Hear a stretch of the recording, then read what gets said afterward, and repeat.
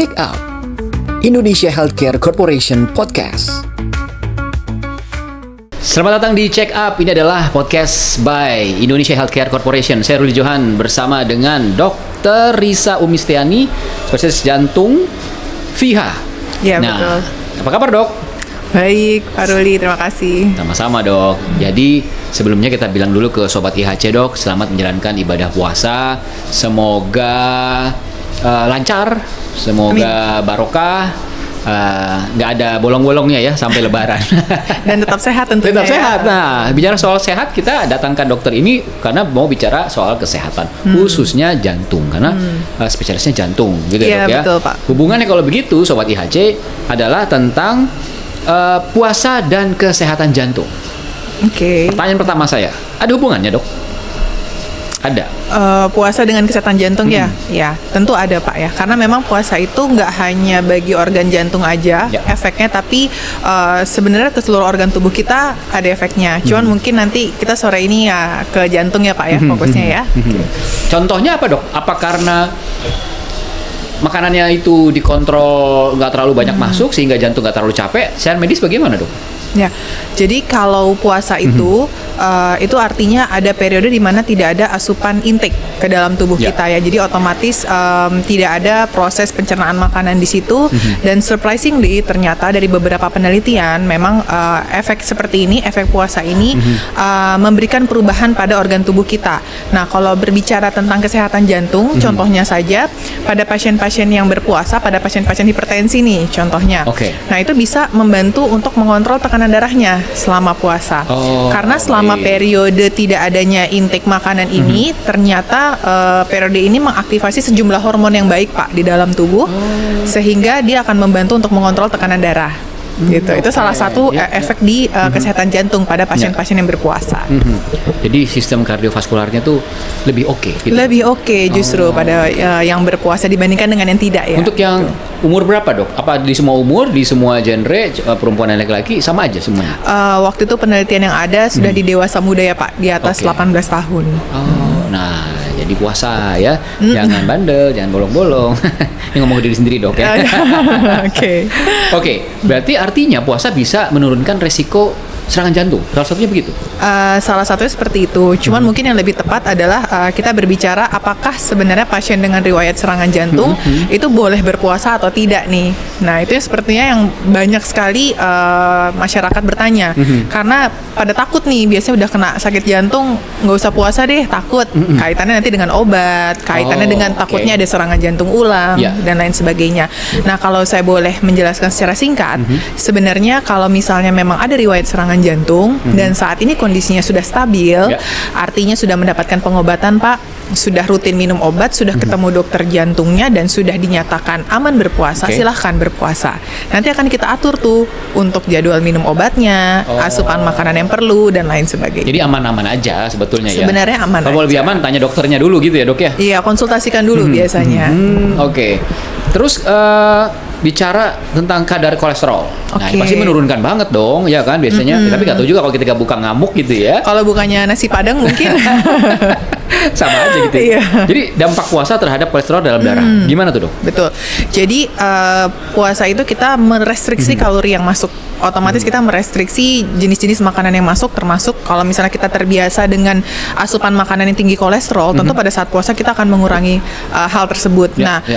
Pada penelitian juga dikatakan kalau misalnya selama berpuasa kita bisa memaintain pola makan yang sehat, artinya pada saat berbuka nih kita tidak loss gitu, kita tidak makannya yang sembarangan gitu ya. Itu memang betul bisa menurunkan kadar kolesterol, betul. Kaitannya dengan restriksi kalori itu selama puasa. Tapi kalau misalnya ternyata kita berbuka puasanya makannya sembarangan, tetap dengan pola yang seperti biasa, nah mungkin kadar kolesterol juga tidak berubah. Jadi semua tergantung dengan perubahan pola makan kita selama puasa, Pak. Tetap dikontrol, tentang lapar banget gitu ya, pesan nasi padang. Sebenarnya sama, selama puasa gitu ya. Itu tuh hormon-hormon yang baik itu kan akan teraktivasi ya di tubuh kita. Jadi memang juga membantu selain menurunkan tekanan darah, juga membantu menurunkan kadar kolesterol sebenarnya. Wow, jadi banyak banget nih manfaat manfaatnya ya Sobat Betul. IHC. Saya dapat kalimat ini Dok, Apa itu? puasa dapat membantu mengurangi peradangan yang berhubungan Betul. dengan penyakit jantung. Apa itu maksud peradangan pada penyakit jantung?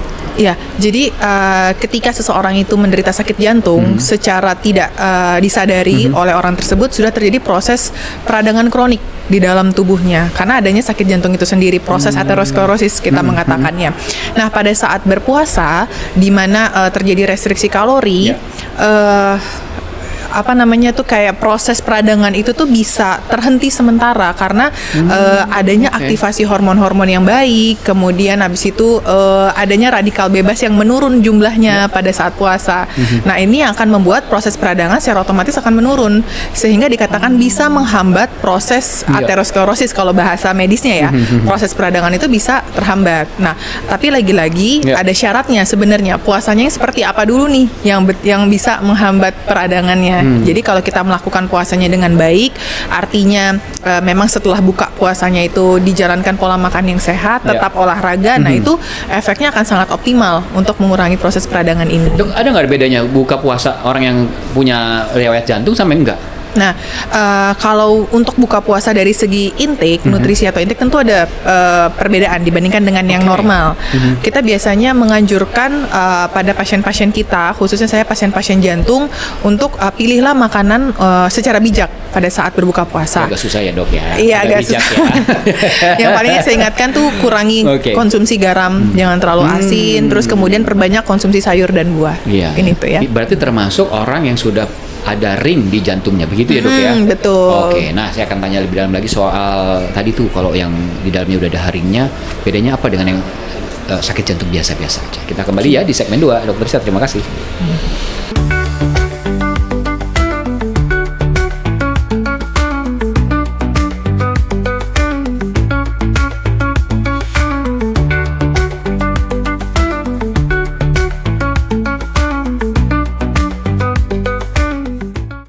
Masih dari DOS Megastore di Ratu Plaza lantai 1. Saya Ruli Johan dan Dr. Risa.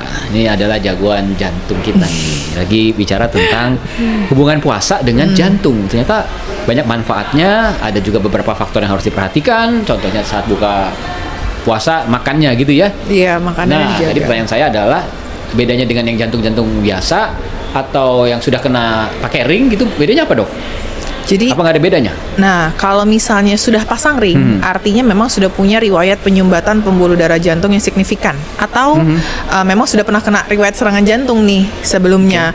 Beda dengan yang mungkin yang dikatakan sakit jantung biasa tuh mungkin memang sudah ada sakit jantung, tapi mungkin tidak signifikan. Mungkin ditemukan plak yang tidak signifikan sehingga tidak perlu pasang ring dan kedepannya hanya obat-obatan saja.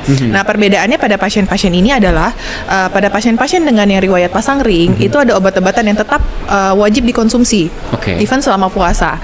Jadi tidak boleh di stop nih obat-obatannya. Makanya untuk jaga apa sih Dok? Biar nggak terlalu deg-degan atau bagaimana Dok? Jadi ring itu kan benda asing ya di dalam tubuh ya Pak. Jadi kita menjaga supaya ring itu tidak tersumbat lagi dengan minum obat pengencer biasanya. Oke, obat pengencer ya itu almarhum ayah saya juga gitu Dok, benar tuh Dok. Obat pengencer, terus kena stroke tapi akhirnya. Oh, ada comorbid stroke abis itu ya. Oke. Jadi termasuk juga orang yang sudah gagal jantung.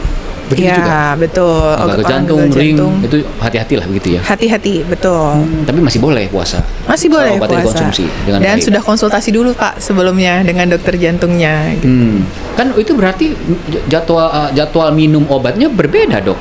Iya, dibandingkan dengan yang tidak puasa ya, dengan hari yang tidak puasa. Iya kan baru minum obat malam atau sampai maghrib lagi atau tuh. Aman sahur ya? saja. Oke, baik. Oke. Nah, ini saya jadi banyak pertanyaan karena ini kalau mobil motornya Dok ya. Kalau motornya berhenti selesai. Ya kurang lebih gitu. Jadi ini agak-agak keluar sedikit dari puasa dan jantung. Apa yang membedakan ini sakit jantung nih sama enggak itu cuma deg-degan karena ada gebetan lewat gitu Dok. Oh, oke. Jadi kita menyinggung tentang bagaimana sih kita mengetahui benar-benar sakit jantung atau enggak gitu ya Pak. Serangan nih gitu. Ini serangan nih gitu. Serangan. Apa gitu Dok? Oke, jadi kita spesifik nih ngomonginnya serangan jantung. Jadi kalau misalnya memang serangan jantung itu biasanya suatu kondisi akut yang mana orang tersebut mengalami nyeri dada hebat atau dadanya terasa tidak enak yang sifatnya sudden, tiba-tiba. Biasanya nggak pernah kayak begini, tiba-tiba kok dadanya nyeri dan durasinya bisa lama Pak.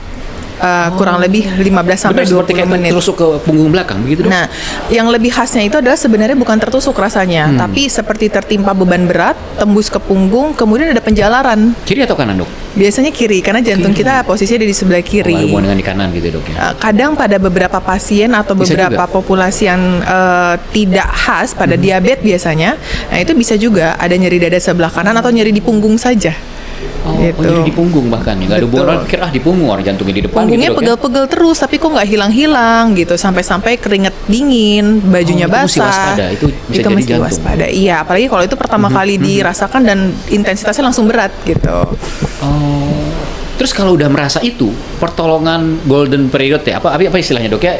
Mesti ngapain dok? Langsung lari ke rumah sakit? Kalau di rumah sendirian mesti ngapain atau bagaimana dok? Oke, jadi kalau memang ini suatu kejadian yang pertama kali, saya sangat menyarankan untuk langsung pergi ke rumah sakit. Tidak perlu rumah sakit jantung yang jauh di mana gitu jaraknya, ya ke rumah sakit terdekat aja. IGD aja masuk? Iya, ke IGD rumah sakit terdekat atau Oke. klinik terdekat untuk rekam jantung dulu. Oh, Pemeriksaan oke. rekam jantung sangat penting soalnya, Pak. Oh ya. Oke. Pertanyaan selanjutnya banyak ya saya nanya ya ke Oke, kawan nggak ya. Olahraga dok, kalau gitu olahraganya dikontrol, di stop dulu atau intensitasnya dikurangi atau bagaimana cara olahraga? Oke, ini pada pasien jantung yang berpuasa atau pada pasien yang pasca kena serangan jantung nih? Oh yang berpuasa. Yang berpuasa ya. Jadi sudah ada sakit jantung tapi habis itu mau berpuasa. Jadi olahraga tetap boleh dilakukan apalagi kalau selama ini sudah rutin. Iya. Nah, yang kita anjurkan adalah olahraga intensitas sedang aja. Mungkin bisa dengan berjalan kaki kurang lebih 30 menit itu sudah cukup. Aman ya dok ya? Aman. 3 kali seminggu itu sudah cukup. Jadi sarankan olahraga apa yang bagus untuk orang yang merasa punya masalah dengan jantungnya? Selain jalan kaki apa lagi dok? Selain jalan pagi, olahraga intensitas sedang lain yang bisa dilakukan adalah bersepeda contohnya. Oh aman ya? Bersepeda tapi bukan yang racing ya, maksudnya bersepeda santai, terus kemudian Betul, dia ikut triathlon lagi gitu enggak ya dok ya? bukan, kemudian berenang itu juga boleh. Pada beberapa pasien saya yang wanita kalau mau yoga itu juga boleh karena termasuk olahraga intensitas Oh sedang. yoga, pilates segala macam nggak apa-apa? Biasanya yoga yang kita anjurkan karena kan kebanyakan sudah berumur nih pasien-pasien ibu-ibunya gitu. Nah itu yoga boleh, dance atau dansa selama itu tidak bikin ngos-ngosan boleh. Angkatan milenial banget nih dance. Banyak loh sobat IHC itu yang masih menggeluti dansa gitu ya. Tapi tetap ya tadi dikontrol ya. Karena, Iya. Oh satu lagi, mitos atau fakta? Kalau misalnya tangan itu sering keringetan, itu ada masalah dengan jantung, benar atau enggak? Itu mitos. Tergantung Oh. nih. Jadi tangan basahnya ini karena seringkali ini karena masalah persarafan ya. Kecuali kalau misalnya memang tangan basahnya ini disertai dengan gejala nyeri dada yang tadi saya ceritakan. Intensitasnya berat, tangannya jadi basah. Nah, ini mungkin tangan basah ini gejala ikutan dari serangan jantungnya. Jadi nggak, itu mitos ya, nggak melulu itu ada serangan jantung gitu ya. Mitos, iya. Oh oke, yang ciri khas tadi ya sudah dijelaskan, misalnya punggung sakit, ini tembus ke belakang, deg-degan juga termasuk lah begitu ya dok ya. Berdebar kalau disertai dengan gejala lain seperti sesak dan nyeri dada, kita harus pikirkan juga apakah ada serangan jantung atau tidak di situ. Oh oke. Saya mau tanya nih habis ini, apa bedanya bypass dengan dikasih ring? Kapan harus dapat bypass, kapan dapat harus ring? Sesaat lagi di segmen 3.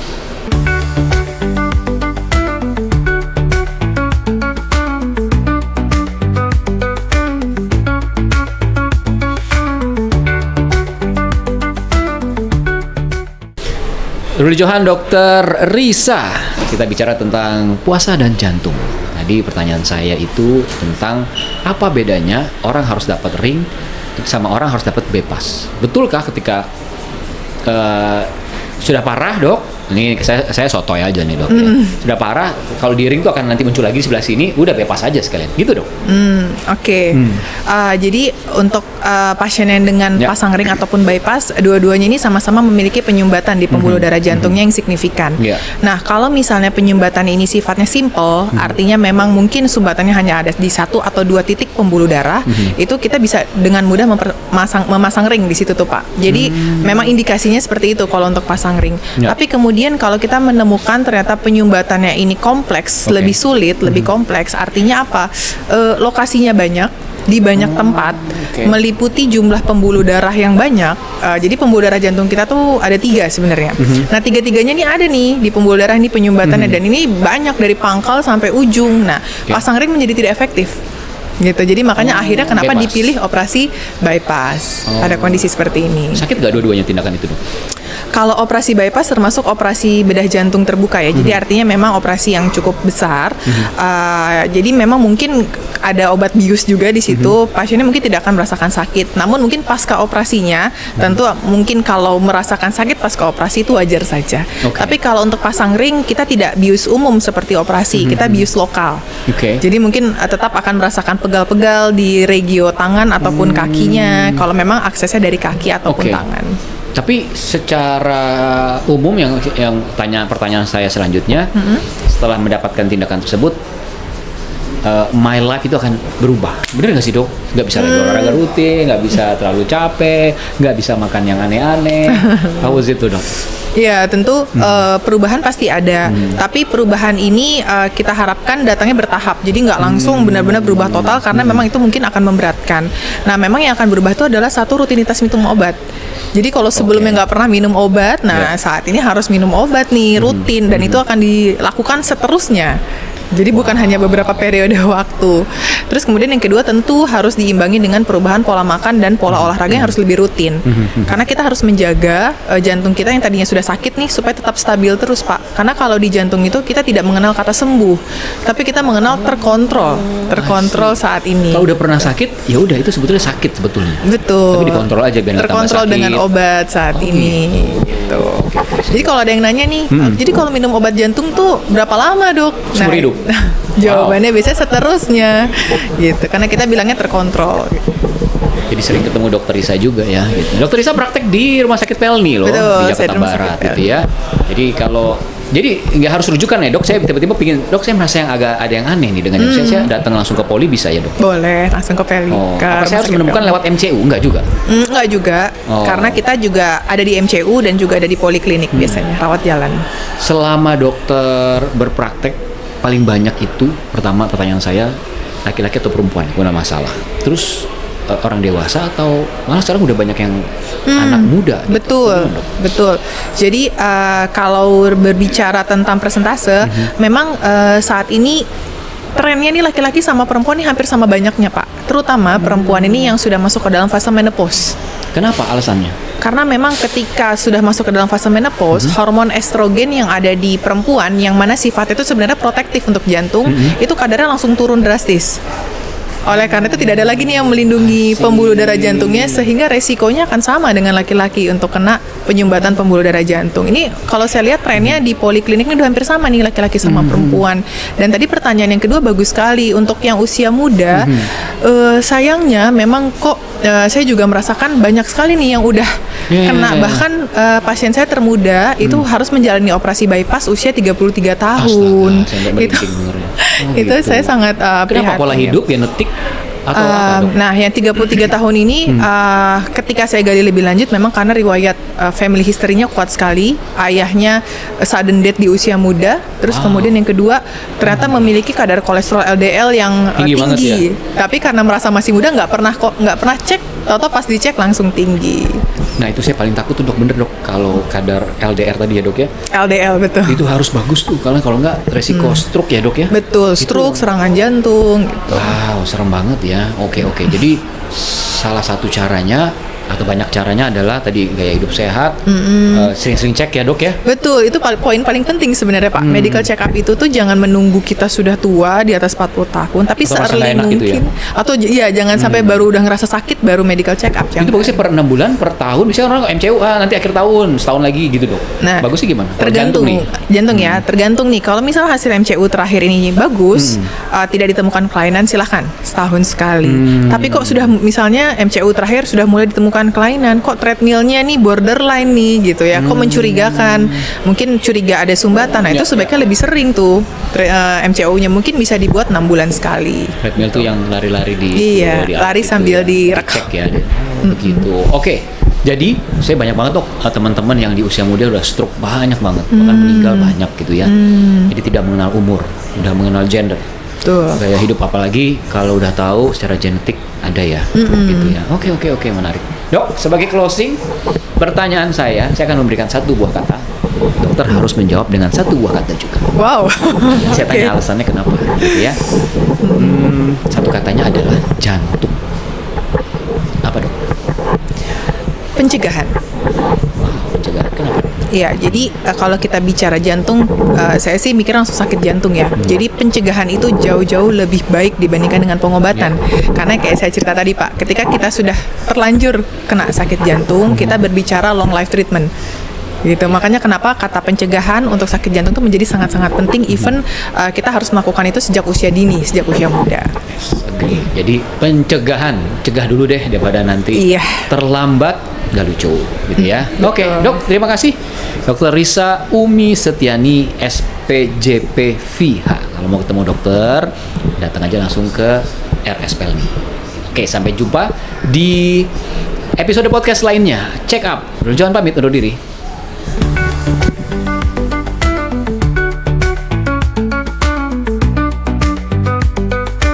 Check Out Indonesia Healthcare Corporation Podcast.